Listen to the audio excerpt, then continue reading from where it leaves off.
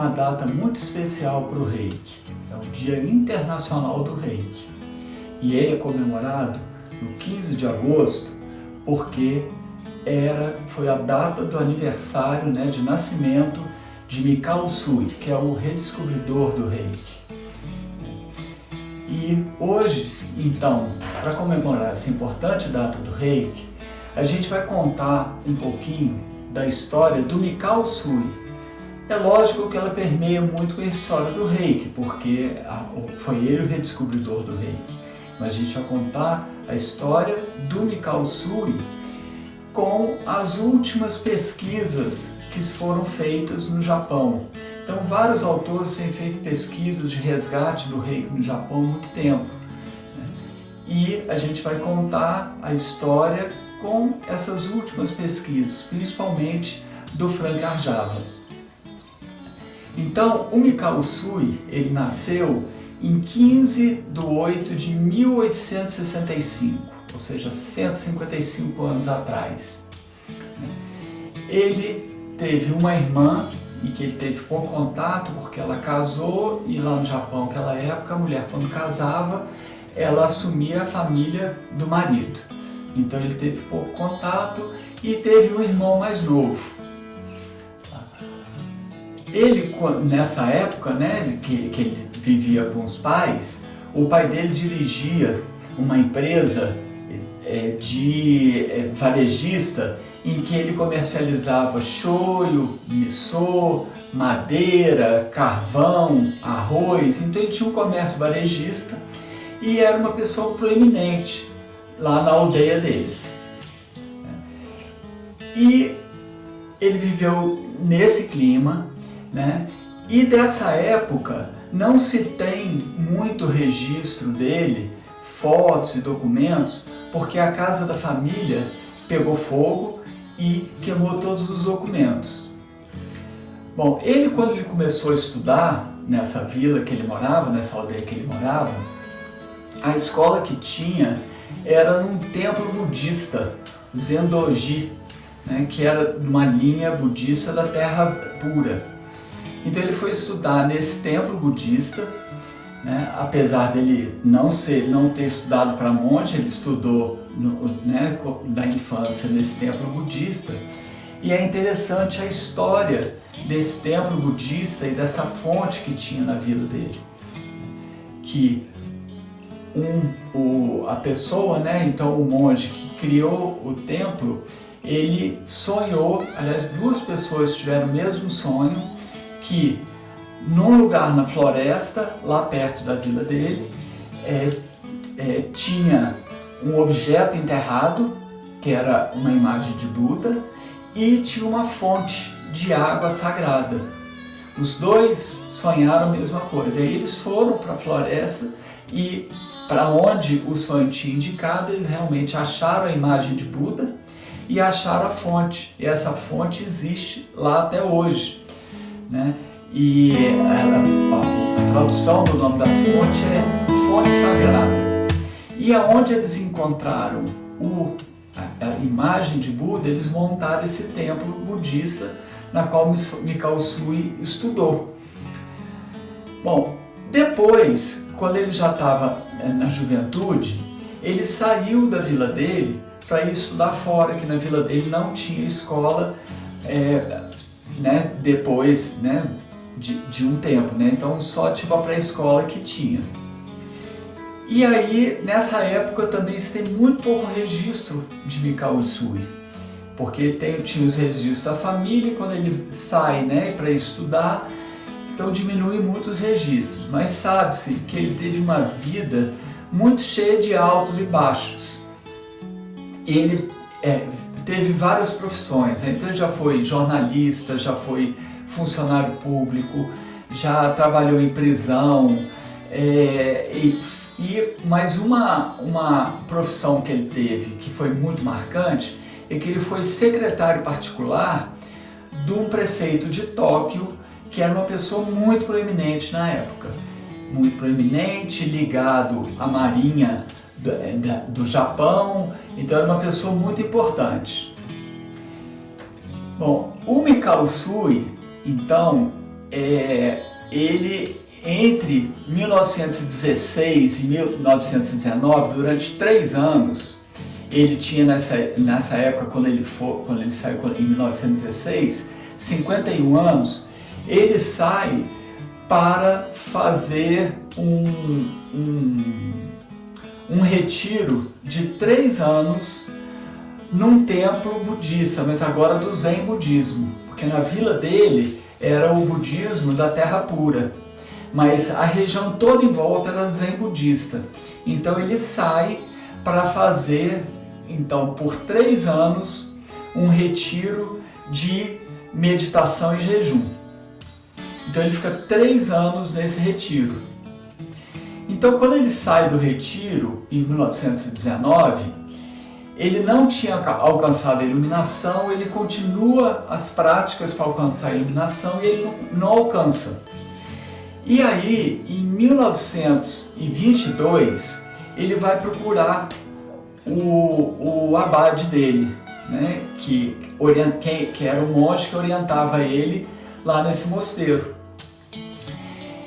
E aí o abade fala com ele que, na idade dele, a única forma dele chegar à iluminação seria através de uma prática em que ele iria morrer. Essa prática fala, né, que quando o corpo físico se separa do corpo etéreo, né, e a pessoa está em meditação, ela se ilumina.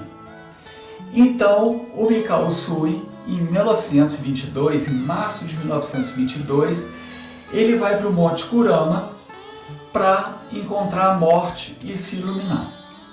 Então ele começa um período de jejum e meditação constante, em que ele ficava em meditação na posição Gachô, e ele ficou 20 dias meditando e jejuando durante 20 dias.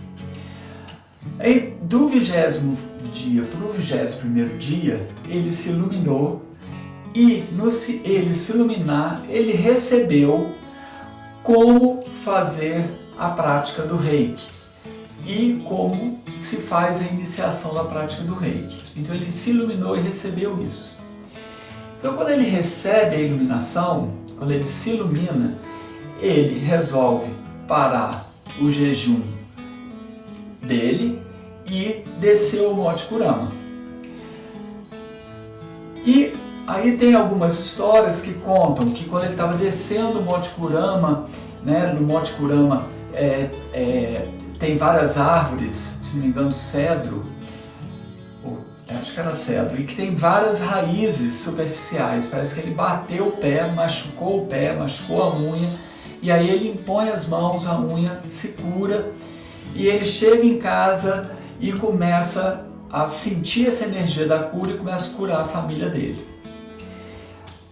Aí ele procura novamente o abade dele para saber se ele tinha realmente se iluminado. Isso era comum naquela época.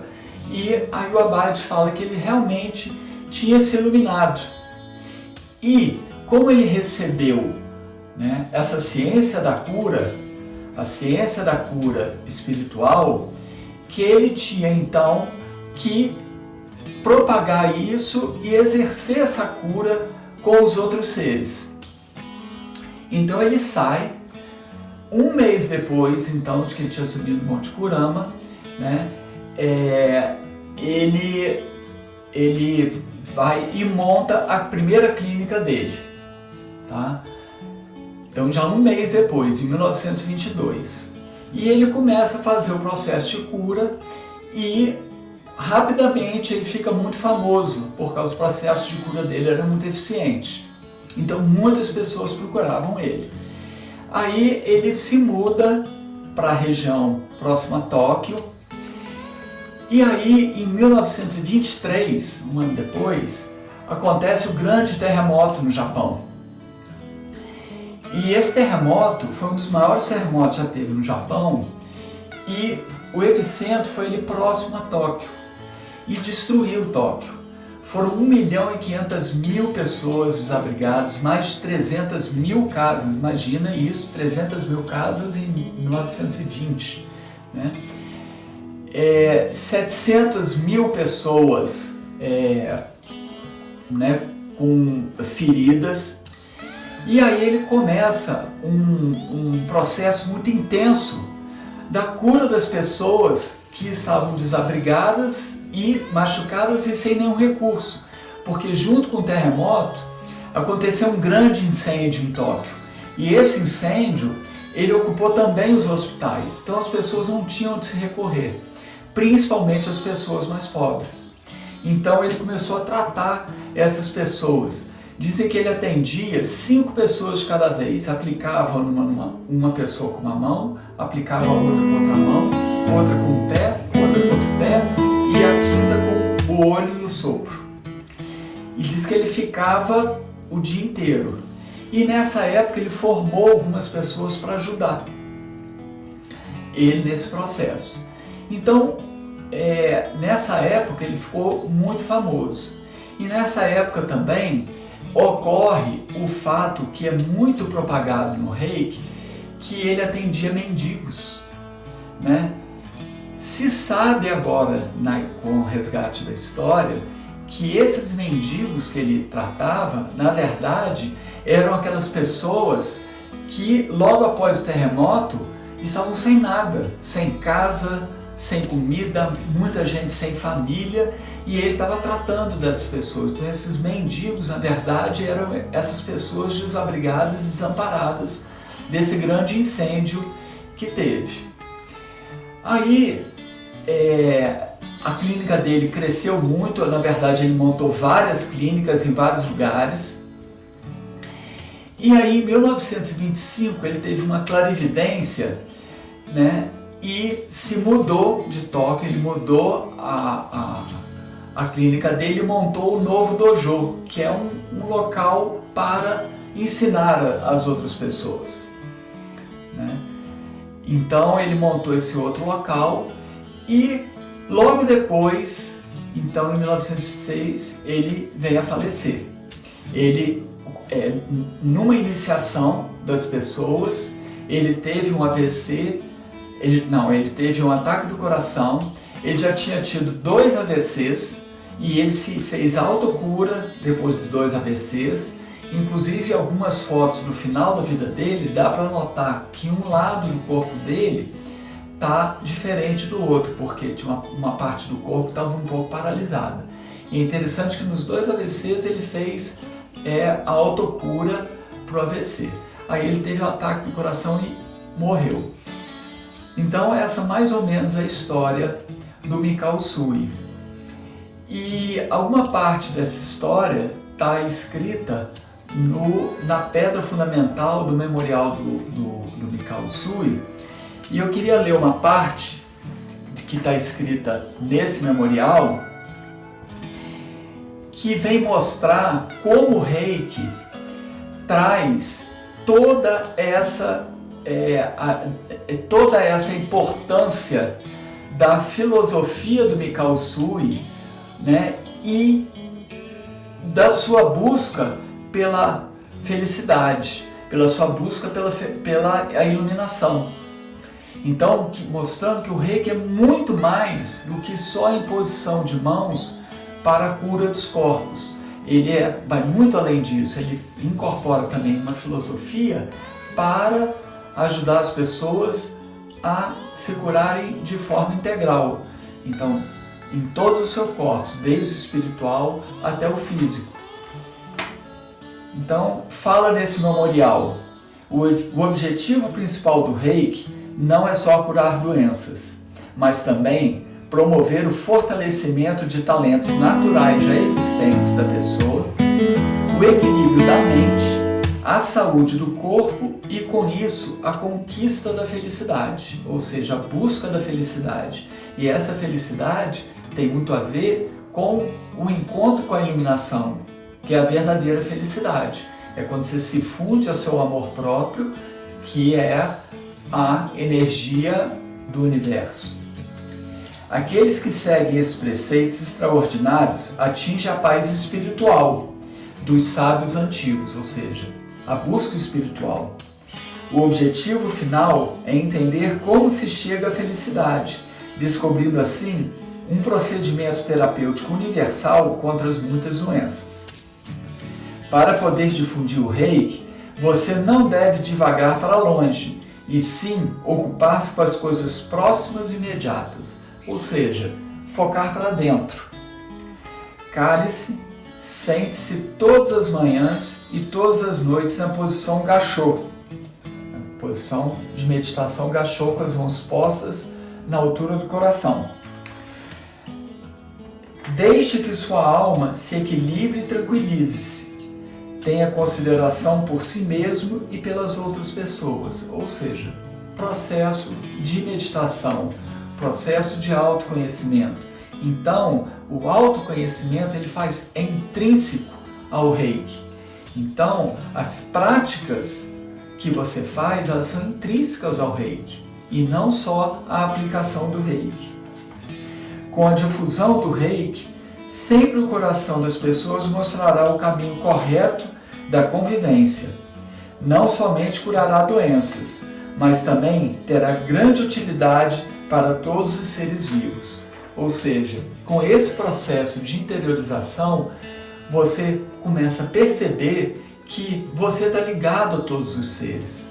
Então, o que você faz interfere em todos os seres, e o que os seres são vibrantes interfere em você. Então, para esse autoconhecimento, você acaba descobrindo toda essa importância com todos os seres a partir de você mesmo, né? Como ele fala aqui, tenha consideração por si mesmo e pelas outras pessoas. Então, esse aspecto da filosofia do Reiki, a gente tem que passar a incorporar de forma muito forte para potencializar ainda mais o Reiki e potencializar a nossa transformação. Então vamos agora conhecer com a Dora algumas práticas para a gente fazer agora nessa data tão importante.